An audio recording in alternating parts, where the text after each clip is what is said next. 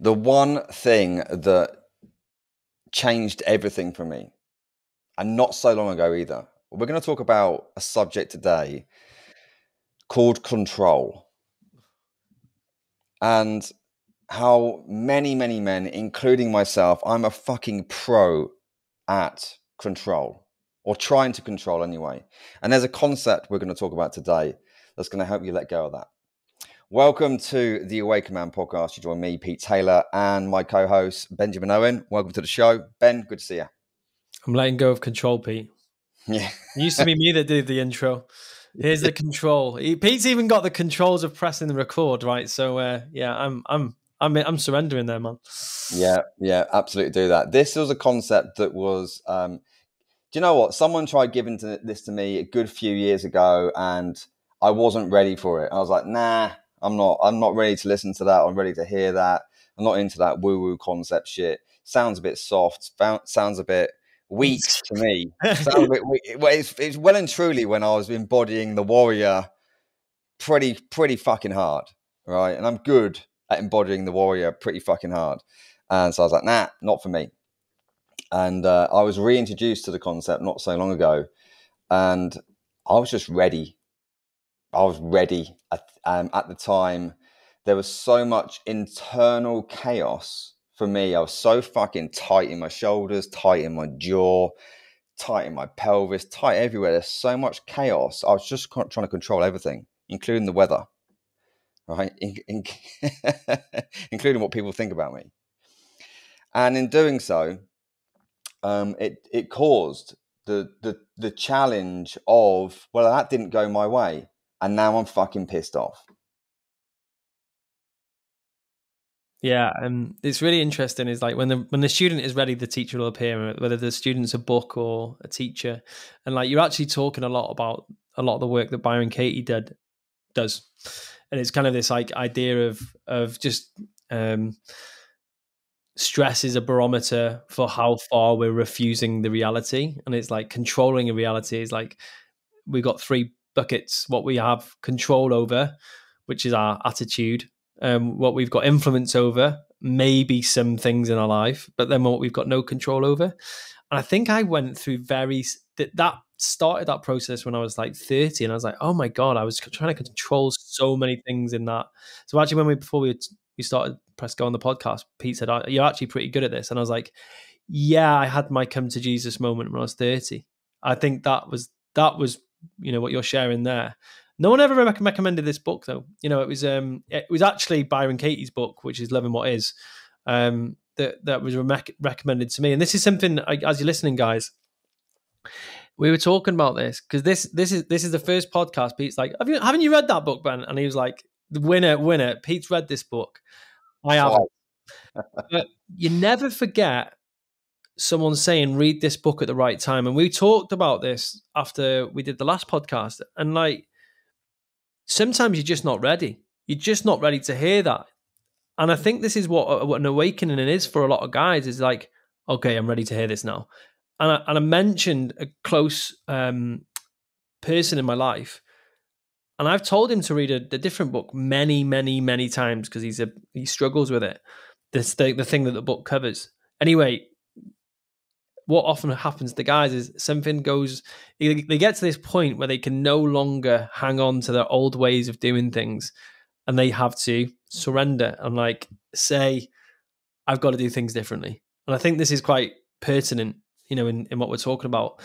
And I think what part of letting go of control, as we wade through the podcast today, is sometimes saying like, oh, the way that I'm doing things is causing me, like Pete said, so much internal chaos. I'm hurting. I'm looking forward to this. Yeah, we're going to talk through 10 steps of letting go of control.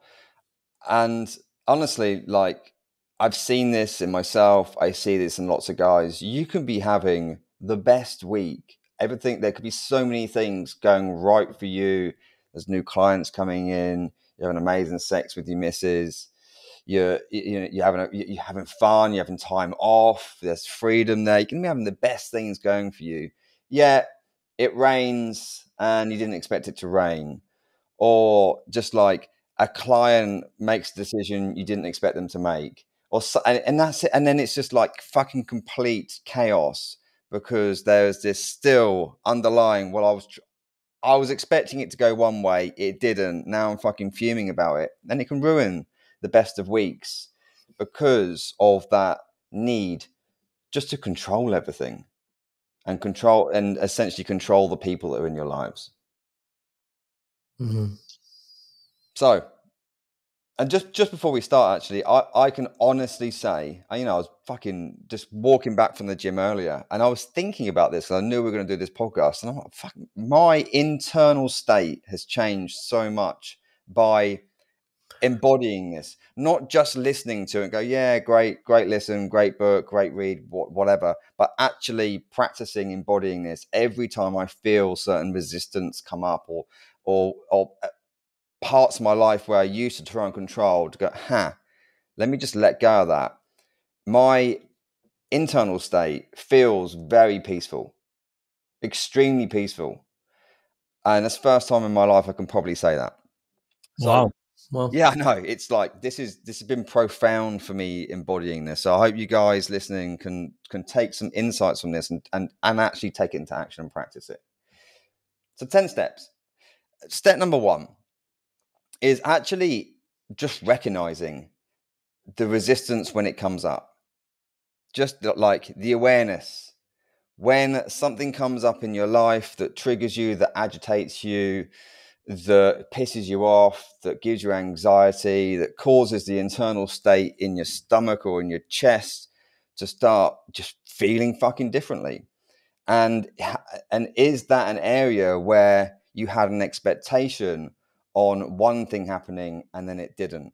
Life's thrown you a fucking different course. And rather than accepting that course, it's like, fuck that. I want the thing that I wanted. I had this expectation. I want this fucking route. And it's just recognizing those moments. This is step number 1, is to be able to identify the inner conflict. Yeah, I think for me, the way this comes up is like I'll notice the heightened level of emotion. And I used to just like dive into it. I dive into my story. For example, someone did something in a certain way that I didn't agree with.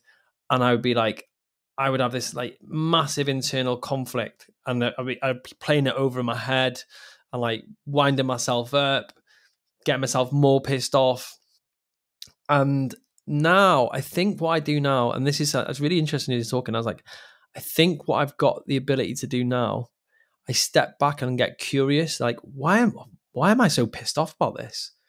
What is it that's good? What about this situation is really getting me to feel quite viscerally like agitated, or my heart rate goes up or whatever, and like really like getting curious. And I think like, recognizing a resistance is also get curious around it.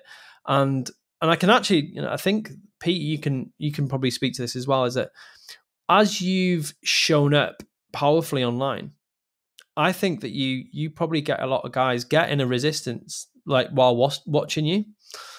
And the reason I think this is because you show up confidently and powerfully, and they probably think he's a show off. And then that's probably their own inner resistance of saying, don't show off, don't stand out, don't be arrogant, don't be confident, all those things. And I think that's what goes on for them, and they can't recognize that, but they just project it onto you, for example. Yeah, for sure. And I'm just saying it like plainly because like, and that's Oh, in a absolutely. resistance because Yeah, I get that from guys, and I have feedback from that from guys. Are like, you know what? When I first started watching you fucking triggered me. You're so blunt.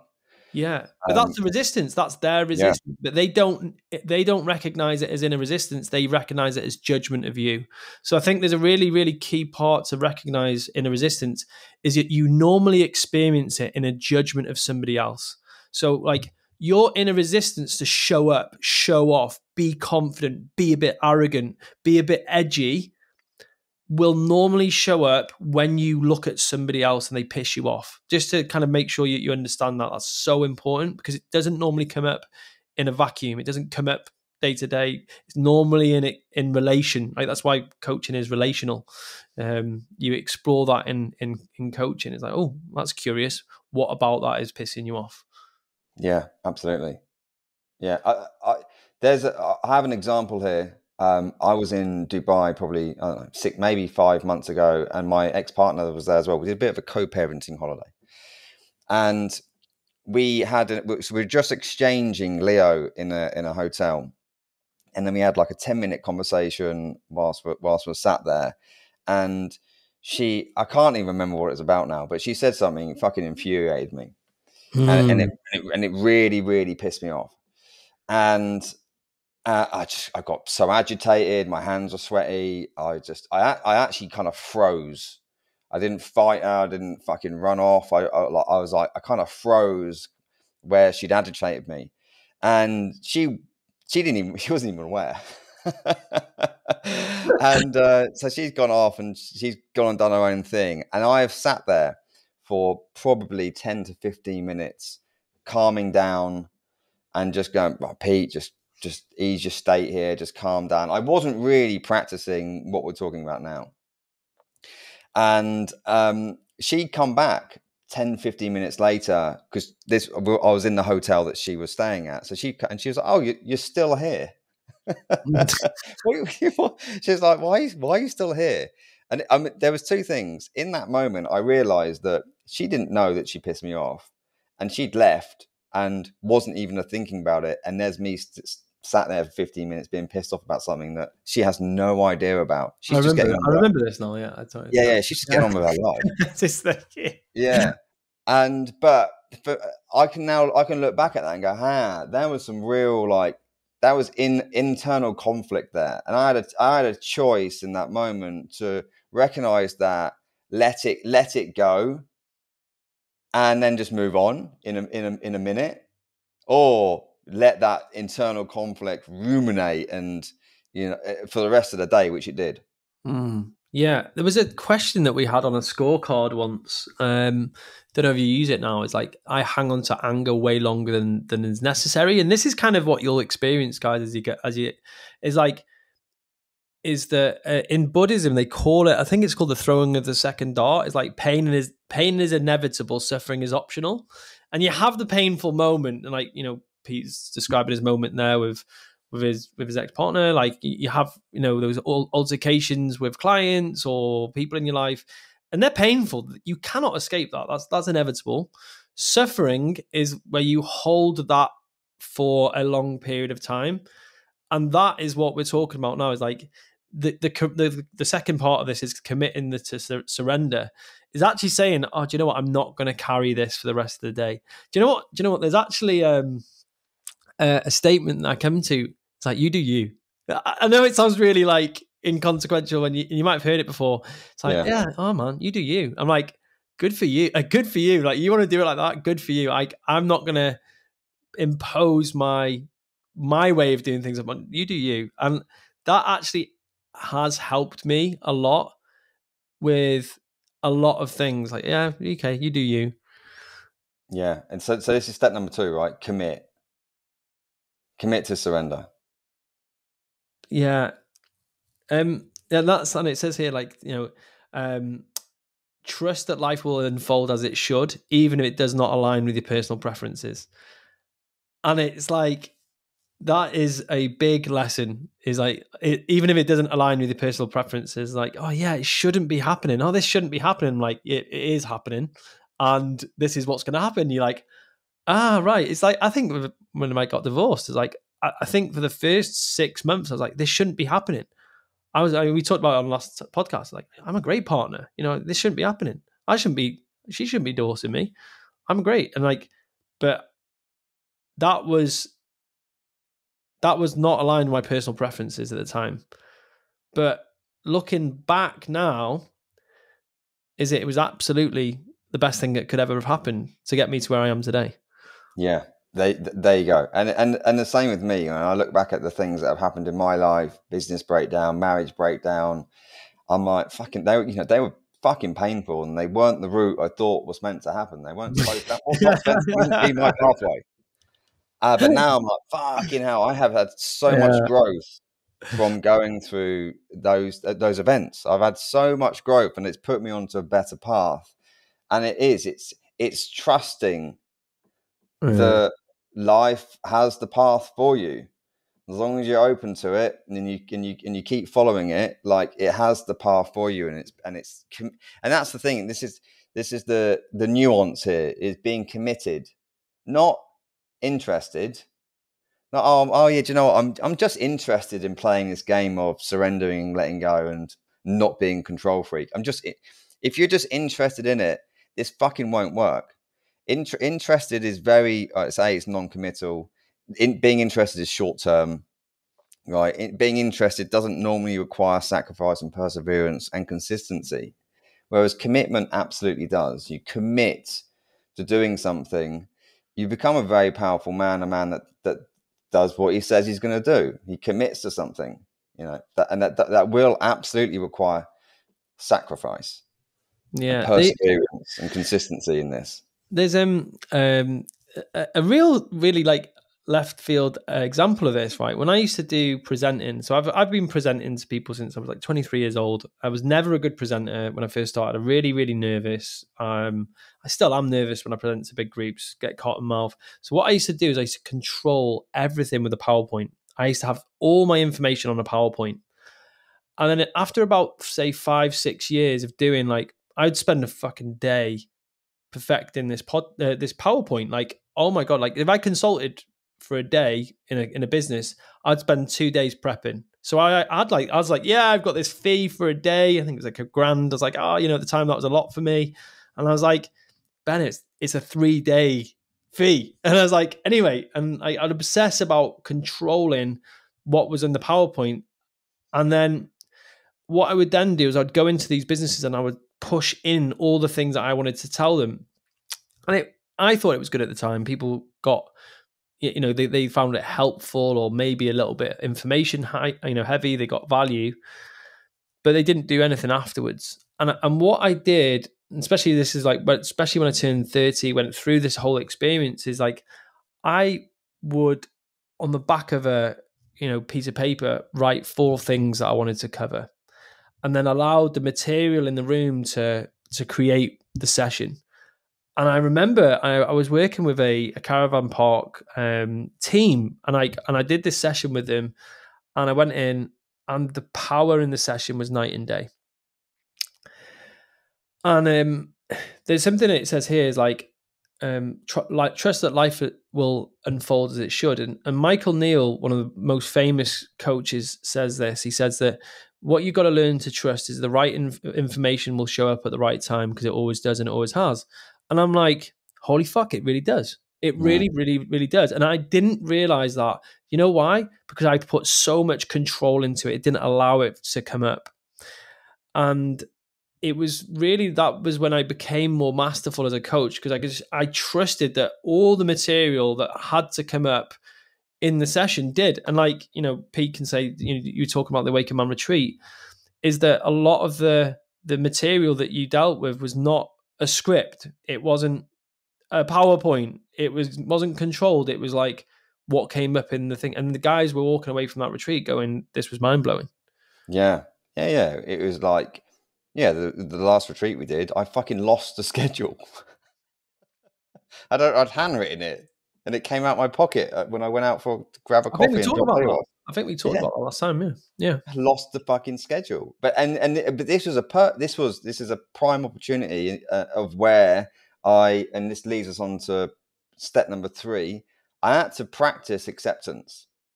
The schedule I dropped out my pocket for the whole fucking 2 days, and I just go, well, it's done now.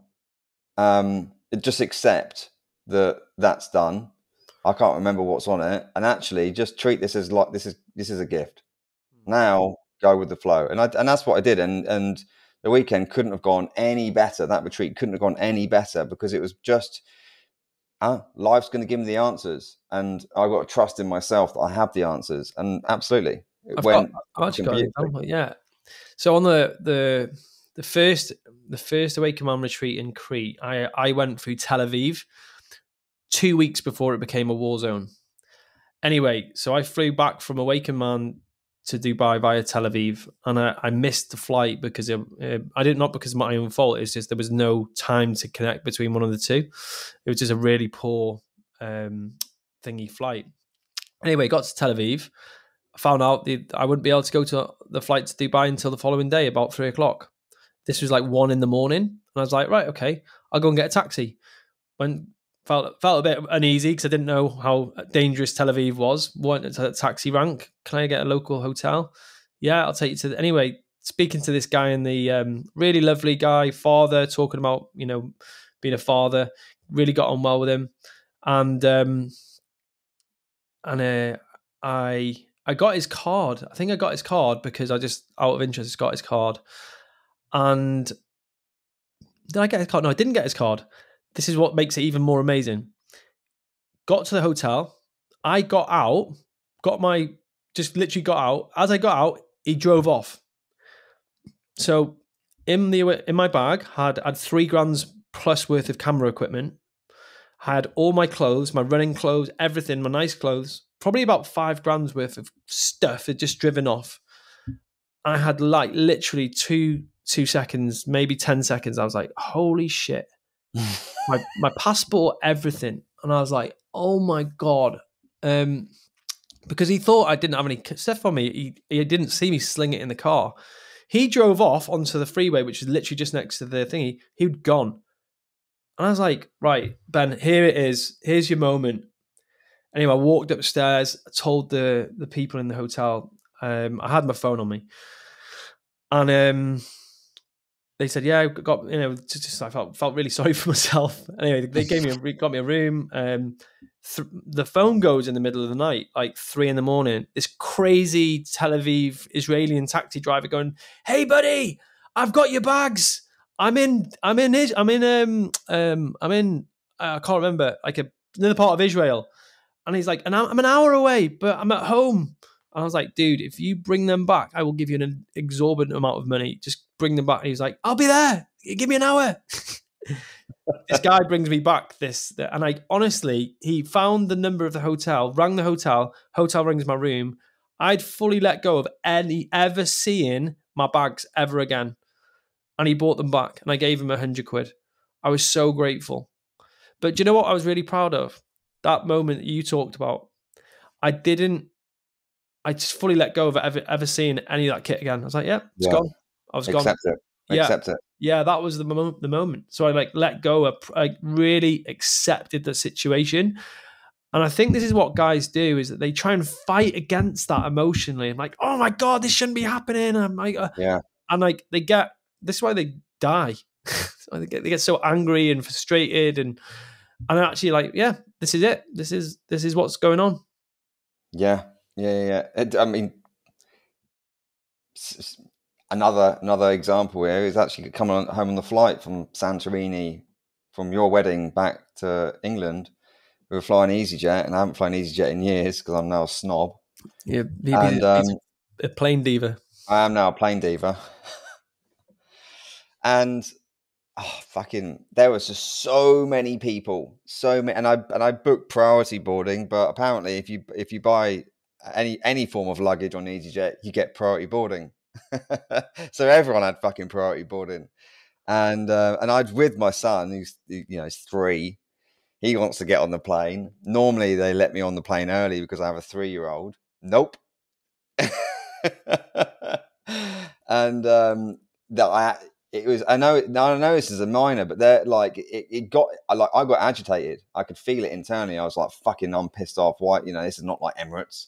Third world problems here. But I was agitated. But it's like, is there anything that comes up? And I was like, Pete, just fucking accept it, mate. Accept it. This is not something to get agitated over. Just accept the situation. As soon as I accepted it, I was like, fair enough. Right. Move on. Well, Leo, what's going on? Who is it? Have you seen that thing? It's like, there's a comedian that talks about that. It's like, you are like a couple of miles or a mile up in a in a thing, like, and he talks about the miracle of flying. He goes, "You've got no right to be pissed off about like anything, like your dinner not being shown up on time or the food being cold. Like, dude, you're experiencing a miracle." And I was like, that's good. Yeah, yeah, absolutely. But it's just, it's the same. You're driving in the car, someone fucking pisses you off, and then you get agitated and you shout and you swear, "You fucking cut me up," and it pisses the shit out of you. It's the same. It's like, dude, hey, I used to be this man. I'm not anymore. But it's like we're driving a car. That's fucking, it's a privilege. But if you're allowing other people's reactions to then damage and then hit you, and it pisses you off for the whole of your car journey or pisses you off for the rest of the day, that's on you. And it's only you that fucking feels all that distraught. Just accept it and let it go.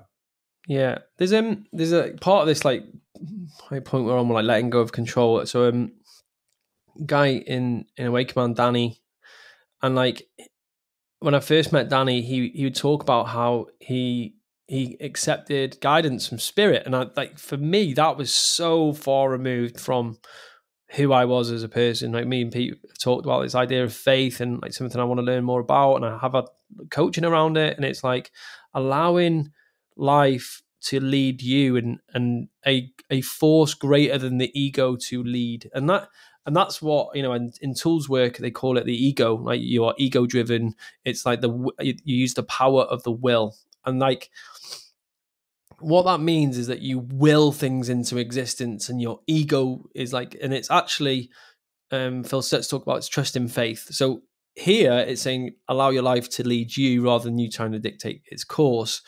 But actually what I know it and understand it as is allowing faith to dictate, as well as like trusting a natural wisdom, intuitive inner wisdom. And is on the next point here, it says like That is our follow, step number 5. follow intuitive guidance.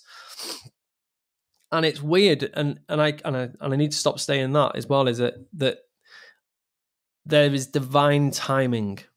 And that's what it's like, certain person, certain book, certain time. And there's divine timing for certain things just land in your lap, and you're like, oh my God, like that's unreal.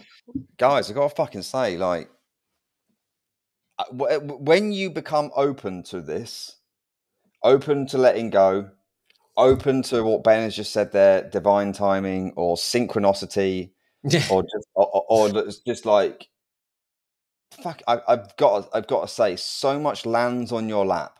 So because I think you just become open to it. There's an invitation now out, and so much more lands on your lap. So many more opportunities, so many more insights. Fucking hell, there is a path that if I wasn't open to this, because I was trying to control the other path and control my destiny because I had preference. If I was in that mindset, I would not have seen that fucking other path that's just come up, which is better. Right. So absolutely, this step here on number 5, follow your intuitive guidance.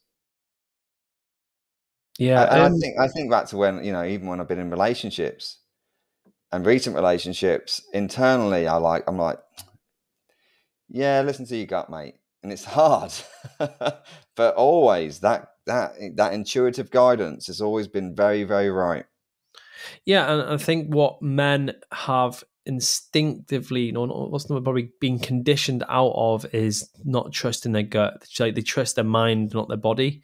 And also because of conditioning around them, it's like no, everything in my body is telling me not to do this. And like I coached a guy, and he took a job, and as soon as he took the job, he was ill. He's like, dude, I never get ill.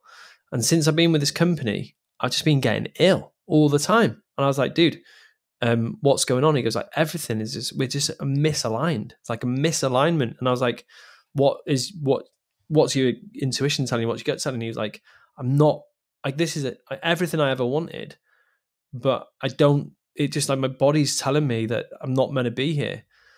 Anyway, left the company, started his own company, absolutely flying. And I think this is something that we think is like down to, oh, it's just because I've run down, it's the weather, it's I haven't got the right diet. But there's so many instances where I can attest, even to my own, is your body's telling you shit and you just don't listen. And the intuitive guidance sometimes is like you're just run down ill, pushing, feels like you're pushing water uphill, and it's listening to that. Yeah. This is the next point here is this is step number 6, which is embracing opportunities. And there is absolutely the power of no. Absolutely, like being able to say no, no. But there's also the power of saying yes, and embracing opportunities. I've had recent opportunities that have come into my world that a year ago I'd fucking have never said yes to, because I'm like, no, way too woo, way too spiritual, that is not, that's nah, it's not. But just surrendering to what's coming into my life and saying yes to different opportunities has absolutely given me so much more personal growth than I could have ever imagined. And that is absolutely by me saying yes to opportunities. It's like the easy one, the gym, right? You never regret saying yes to the gym, No, ever. never, ever. You never regret fucking saying yes to it. There's so many times I'm like, fuck me, I can't be asked. I can't, like, should I put my clothes on and go to the gym? Can't be asked. Every time I say yes to that and go to the gym, you always come out feeling better. And it's similar to opportunities that are being presented to you, life's opportunities that are being presented to you. Some of them might make you feel uncomfortable, I but think just say I yes to think that and lean into it. your message recently has been creating an illogical life. Yes. And like what's probably maybe coming up for me, mate, is that you've made some illogical decisions. Like Pete in the past probably would have been like, that's not a logical decision to do that, and you've trusted your intuition. Do these things, like doing the things that you've done has helped you make massive shifts. It was same for me. Like going to Ibiza. So I went to Ibiza for my second psilocybin retreat, and it didn't make sense at that time to go. Like didn't make sense because we had so much going on. We'd come out to the UK, the house was wrecked, all this sort of stuff. It didn't make sense for me to go. I just knew, although it wasn't logical for go. And anyway, like when and did the experience, and I had back pain at the time, and my back pain was like an 8 out of 10. It was like really inhibitive. It was like I still trained and like just carried on, but I wasn't listening to my body. Ironically, I was talking about that before. I wasn't listening to my body. I didn't, hadn't really. And I think that's what I had in the experience. Was like, listen, Ben, start listening to your body. And I just trusted my gut that I had to go. And anyway, I had the experience. The following day, I woke up and my back pain was like 0, maybe 1. I could feel it. Maybe it was just like I have spent probably the thick end of 2.5, 3, 4 grand trying to solve this problem, maybe more. Like in the 2-3 months leading up to that thing, and I had this experience, which it was like it made perfect sense. I just purged all the emotions. They all left my body, and I am a scientist. I've had lots of physiotherapy, chiropractic, all those treatments. But it was actually a psychotherapist that said to me, by the way, you've got loads of emotions stored in your gut. Mm. And then I processed them in that experience.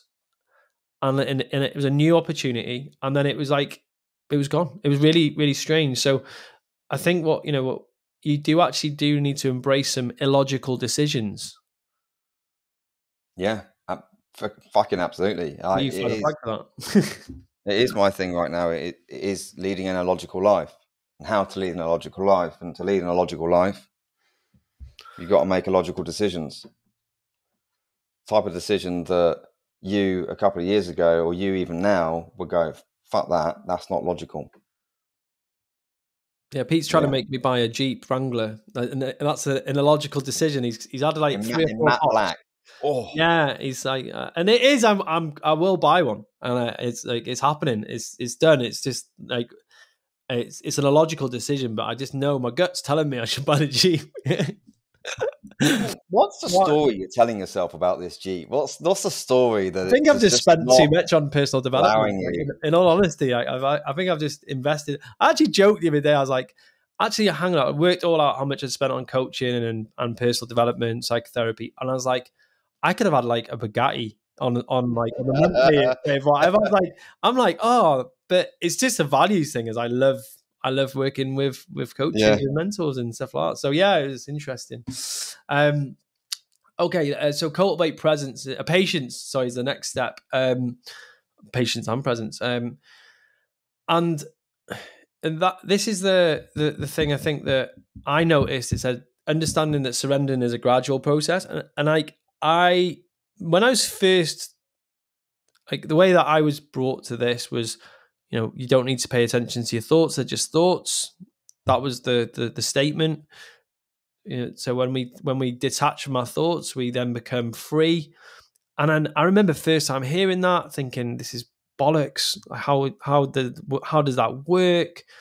It took me 5 years to fully like really get that. And like now I'm 7 years post learning that I can see that it's a gradual process. It took me 5 years to fully understand that. And yeah, for the first, and like I remember I paid the coach I was working with, I paid him a lot of money, and I was like, what? I've paid him all this money and he's told me not to trust my thoughts? Like, fuck you, man. This is like, that was like a real realization for me. But then as the time has gone on, I'm like, oh my God, that was so profound. And it's given me value even now. And this is just like a side note about having a coach or a mentor. Is like sometimes they teach you something in the moment, like Pete said before, you're not ready to hear. I wasn't. I was obviously ready to hear that at that point, but I wasn't ready to embody it, as Pete talked about. I yeah, didn't embody it. I wrestled with that for a long time in my mind. And sometimes in coaching, I've given clients these things and they haven't got them in the moment, but it's been over time. They've gone, oh, do you know, by the way, what you said about such and such, that was so profound. It helped me so much through X, Y, or Z. yeah. Um, yeah, absolutely. Be patient with this. I tell you what, guys, my experience with this is that if you embody it, you'll see the results fucking today. Like you will see results from this internally very, very quickly. And some of the clients that I've seen, this is an issue in their lives, and we've talked about this, they too have seen how quickly and effective embodying this can be. But still, you have to practice patience with this. This is a continuous pursuit and a continuous practice. Don't think that once you've done it for a couple of weeks, you've completed the matrix. Mm. No, this is lifelong. And just Yeah. what Ben said earlier, I just want to touch on this because this comes up a lot and I see it a lot in media, is just detach from the outcome, detach from any outcomes, fuck your feelings, fuck your emotions, feelings aren't facts, and so forth. Just detach. It's fucking easier said than done. What I have seen as it's like a two part. When I have started to let go of all the control in my life and surrender to that part of my life, detachment has come way easier because I'm not trying to control the things that I want.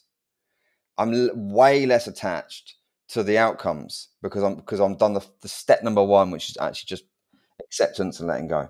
Yeah. I think the distinction there was like trying to control versus intentional behavior. I think there's a difference as well. Is that, By all fucking means, yeah. yeah. We're not saying don't gun after your goals and don't fucking go, that's the direction I want to go in. No, 100% not. Like, have absolute intention of this is the man that I want to create. This is the life that I want to create. This is my big, illogical, seemingly impossible goals and ambitions I want. Fucking right. Yeah. I think even like in your relationship is that what a lot of guys from a place of control try to do is fix their partner. So like your partner says she's struggling with something, and the only way you know to deal with it is to fix it, and that is you controlling the situation as much as possible, which gives you safety. Whereas actually we've talked about in this in earlier podcasts, and we can revisit this, is actually in those moments you actually do need to surrender and like not try to fix and trust that she will solve that herself. And like that was something I was speaking to a close friend about, is that his wife called him a fixer. He said, I never tell such and such about my problems because he just tries to fix me. And I'm like, that's him just trying to seek some level of control because it's an emotional issue. And she's like, oh yeah, that's really profound. And there's actually a book that we recommend about that, but we can talk about it another time. But it's like the way that you'll sometimes see you trying to control is trying to fix everything. Logic, and like apply logic to everything, and it's not always the case. Yeah, and for us guys, this is fucking difficult because biologically we've grown up as builders, creators. Our minds work in systems and processes and operations, and that's how our minds work. We don't work emotionally, so we work logically. So always our immediate is, how can I fix this? How can I systemize this? How can I put a solution to this? Because that's how our minds are made up. Yeah, there's actually a statement by Brené Brown. It's not gender specific. It's like we were originally termed as thinking beings that occasionally feel, and it's actually the opposite. We're feeling beings that occasionally think. It's just like and we've reversed it as we've come into the digital and the technological age.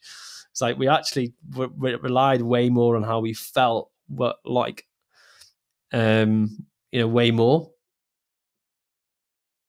We got here, maintain daily practices. And this is something I think was missing for me, was a practice to surrender. I didn't know how to do that. And like, I remember my first therapy session with Tim. I don't know if you had the same experience, Pete. And he was like, we had a chit chat for like 20 minutes. And then we were like, all right, I want you to lie on the floor.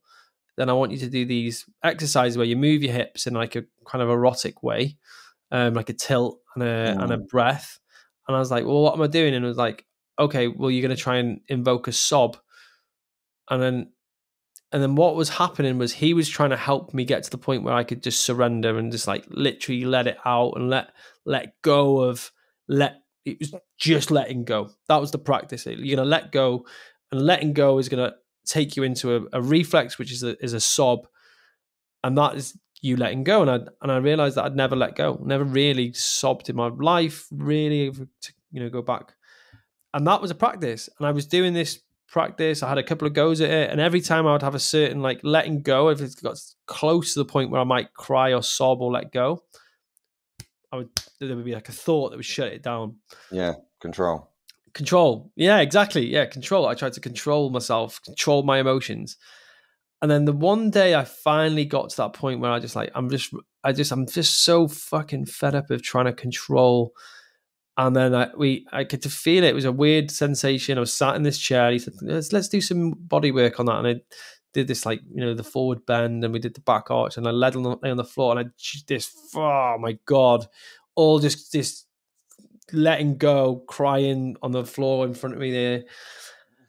And it was just like, it wasn't embarrassing, it wasn't shameful, it was just like really letting go. But that was the practice. And like, both Pete and I, we were doing, not together, it sounds like we're doing couples therapy, bro. It's like we had a practice. Like I had a therapy session every week, and that was my weekly practice to do that breath, that one thing. And I got to that point. And now when I go and do breath work, Pete and I went to Dubai, and then we went to a breathwork session. I've been going to that every week on a Friday, and like, Jesus, I let go in that session. I'm like, all sorts of crazy shit comes up. It's amazing. It's like, I walk out that session, I'm like, I feel so clear on what I need to do, Yeah. So I think that this is a really important point, is that you've got to have a practice of it, whether it's weekly, daily. Mine was like, my first experience of that practice was on a retreat. It was a week of doing this stuff, but it was a very, very large amount very quickly. Yeah. And other practices here is meditation, it is yoga, it is breath work. Ice bath. Yeah, it is. The point of the first point of the practice is for you. It is just to get present, because the more present you are with what's going on, with how you're thinking, feeling, acting, when resistance comes up, step number one, you can spot it. If you're not present with how you're feeling, acting, doing, if you won't fucking spot it, it will just come up. You go into the existing reactive state of you've always acted, and then continue pissed off. So it is fucking important to practice your regulation here, your nervous system regulation, your mindfulness. Yeah. I recently got into yoga, and I love it. Like I said to you the other week, I love the polarity of going having a fight in jiu-jitsu and then doing yoga in the evening. It's just, but it's so, you just have to be so present. It's difficult to be thinking about other things, and it's an amazing practice. You know, something I was thinking about a couple of nights ago. I watched a film, and it's called. I recommend it, guys. It's about a father and how he looks after his son, and how he's teaching his son to be a man. It's just deep. It's deep film. It's called The Road. I towards the end of the film fucking cried, because just there's this scene, and I'm like, and because I have a son, and I could just fucking how I just felt the emotions of what I could feel it now. I'm like, oh my god, it was so painful. And I had fucking tears coming down my face. And it was actually a moment for me when I thought, fuck, do you know what? This is actually an example of actually how far I've come with this. Because so many other films in the past where I felt like teary emotions, and I've controlled it. No, do not let the tears out. No, control. Don't fucking let that out, you fucking little wet wipe. That's what would go through my head. Don't fucking let it. You misses, or there's a woman next to you. Don't let a tear out. But that seems micro. But actually, that practice over time of me controlling my actual emotions there, and just like feeling emotive because something fucking sad is happening on a film, which is it's natural. Me controlling that actually led later down the line to like people going, "Do you actually have any emotions, Pete? do you feel? Do you Yeah. actually feel?" And that I'm not saying that was the only thing that led to No, those sorts of comments, but I just picked up on it the other night, and I'm like, I know there are so many other guys that their women say to them, "Do you actually have any feelings?" Oh, I've had so many women say that Yeah, to me. Like, and well, it's you need to but it speak to my is, partner guys. then. It's these. I now I'm getting fucking aware to this. It is these micro moments where we actually control those emotions and go, nah, I ain't gonna cry at the film or whatever. I'm not gonna feel that. I'm gonna control that and keep it in. Yeah, because it's not that you don't feel them, you just don't want to show them. Yeah.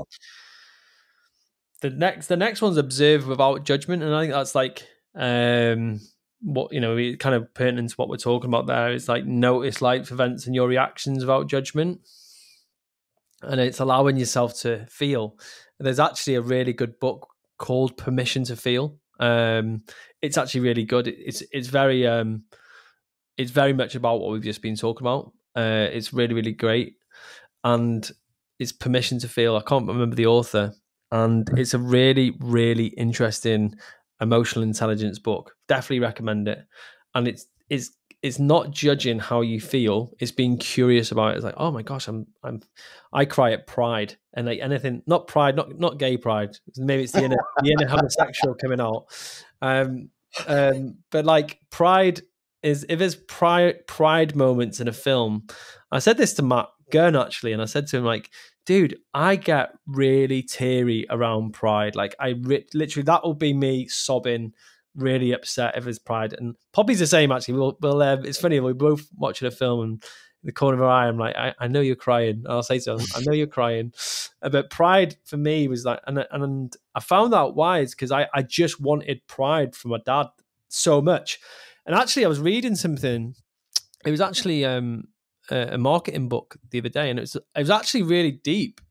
And it's Travis's book, Make and Beg to Buy From You. And it was talking about this idea is like, all a guy ever wants to hear from his dad is, I'm proud of you. Oh, and I read it and I was like, I was crying. I was like, what the fuck? I am reading his fucking marketing book and I'm crying. I'm like tearing up now talking about it because I'm like, that's all I wanted to hear. And then, anyway, so like I judged that so much and I used to hold it back so much. And I'm like, nope, don't judge that anymore. That's all I ever wanted to hear from my dad.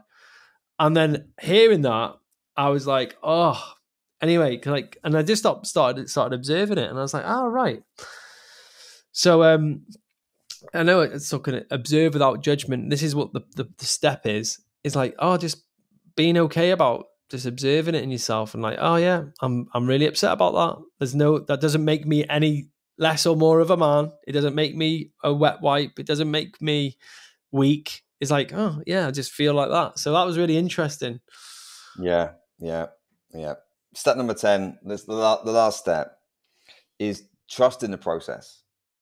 Is know that this is a process, and to go, right, this is long term, and this is I was speaking to. I hope he listens to this. Speaking to the guy in concierge downstairs a couple of days ago.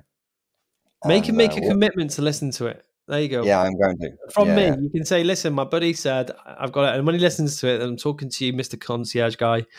Yeah. There you go. Yeah. Come on, D. Right. Yeah. And we were talking about identity change and shifting identity. And he was like, yeah, but Pete, how long will it take? And like, how long would, like, can I get this done quickly? And my answer, mushrooms. No. My answer was not that. My answer was, that is the wrong question, my friend.